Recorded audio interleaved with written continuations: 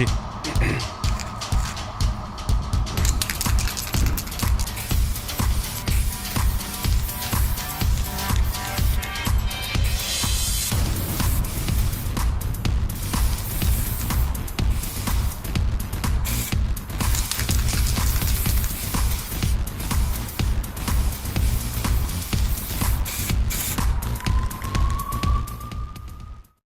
Struggle T V میں خوش آمدید۔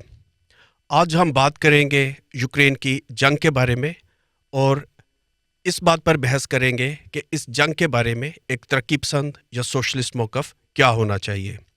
گزشتہ ہفتے جب وائٹ ہاؤس میں امریکی صدر ٹرمپ اور ان کی ٹیم نے زیلنسکی کے ساتھ، جو یوکرین کے صدر ہیں ولادیمیر زیلنسکی، ان کے ساتھ جس قسم کی بدتمیزی کی اور جس حوصلے کے ساتھ، جس بردباری کے ساتھ صدر زیلنسکی نے ان کی اس بدماشی کا جواب دیا، اس کی وجہ سے یوکرین کی جنگ کو ایک مرتبہ پھر عالمی سطح کے اوپر مرکزی حیثیت حاصل ہو گئی ہے۔ لگ بھگ ایک ہفتے سے عالمی میڈیا کے اندر یوکرین ایک اہم موضوع بنا ہوا ہے۔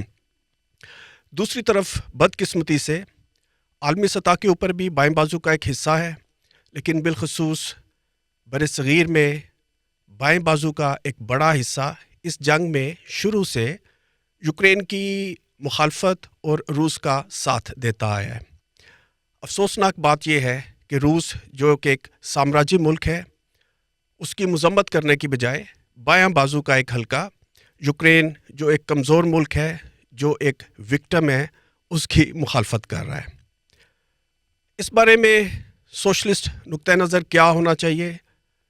بائیں بازو کو، ترقی پسندوں کو، عام لوگوں کو دنیا بھر میں یوکرین کی مزاحمت کا ساتھ کیوں دینا چاہیے؟ اس حوالے سے میں 3 نقطے پیش کروں گا۔ سب سے پہلے میں سمجھتا ہوں کہ بر صغیر کے اندر جنگ کے بارے میں سوشلسٹ نقطہ نظر کی بہترین وضاحت یہاں کے ترقی پسند شاعروں نے کی۔ ان میں سے لینن امن انعام پانے والے ساحر لدھیانوی اور فیض احمد فیض 2 بہت اہم نام ہیں۔ ساحر کی 2 بڑی مشہور نظمیں ہیں۔ ایک بہت طویل نظم ہے پرچھائیاں، جو انہوں نے دوسری عالمی جنگ کے پس منظر میں لکھی تھی، اور ایک اور نظم ہے اے شریف انسانوں، جو عام طور پر بہت زیادہ پڑھی جاتی ہے۔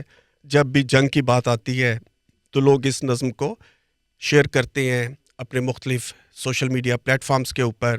اس نظم میں وہ کہتے ہیں: خون اپنا ہو یا پرایا ہو، نسل آدم کا خون ہے آخر۔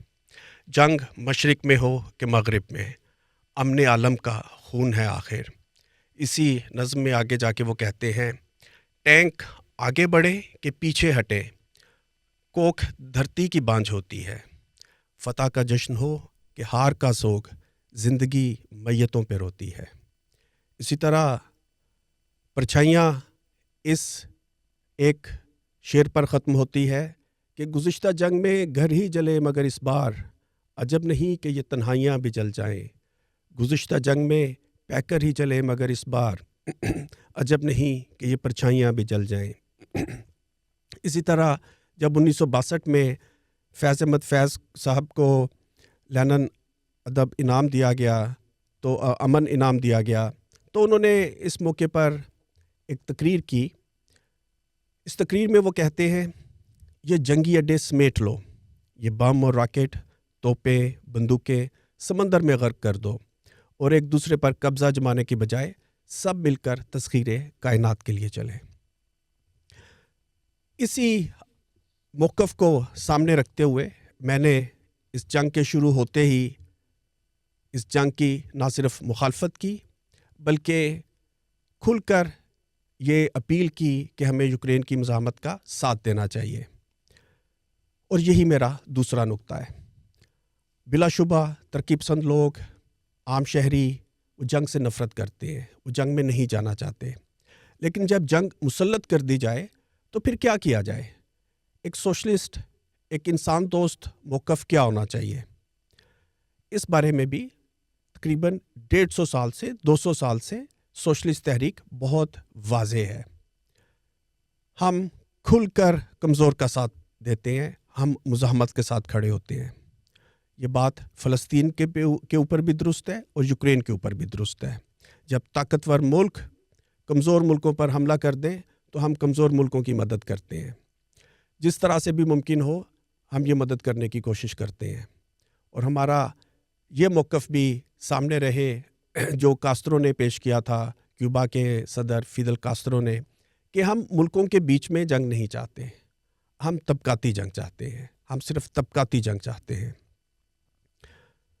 تیسرا نقطہ اور دوسرے نقطے سے جڑی ہوئی بات کہ سوشلسٹ اصول، سوشلسٹ نقطہ نظر یونیورسل یعنی عالمگیر ہے. جو نقطہ ہم یا جو موقف ہم فلسطین کے حوالے سے اٹھاتے ہیں وہی ہم یوکرین کے حوالے سے اٹھاتے ہیں. جو ظلم یا جو زیادتی ہم کشمیر میں ناپسند کرتے ہیں اور اس کی مذمت کرتے ہیں وہی موقف ہم بلوچستان میں بھی اپناتے ہیں. ہم فاکلینڈ پر برطانوی حملے کی مذمت کرتے ہیں، ہم عراق پر امریکی قبضے کی کوشش کی بھی مذمت کرتے ہیں. سوشلزم کے اصول یونیورسل ہیں. ہاں، حکمت عملی بدل سکتی ہے. ہم ملک میں ایک عوامی سیاسی جدوجہد سے سرمایہ داری کا خاتمہ کرنا چاہتے ہیں یا گوریلا سٹرگل کرنا چاہتے ہیں. ہم اس اسٹریٹجی کے دوران مختلف داؤ پیچ استعمال کر سکتے ہیں، مختلف ٹیکٹکس استعمال کر سکتے ہیں، لیکن ایک بات بالکل واضح ہے کہ ہمارے اصول یونیورسل رہتے ہیں. ہم سرمایہ داری کا خاتمہ چاہتے ہیں اور ہم جنگ کا خاتمہ چاہتے ہیں. لیکن اگر جنگ لگ جائے گی تو ہم مزاحمت کے ساتھ کھڑے ہوں گے، کمزور کے ساتھ کھڑے ہوں گے. اس پروگرام میں ساتھ دینے کا بہت شکریہ.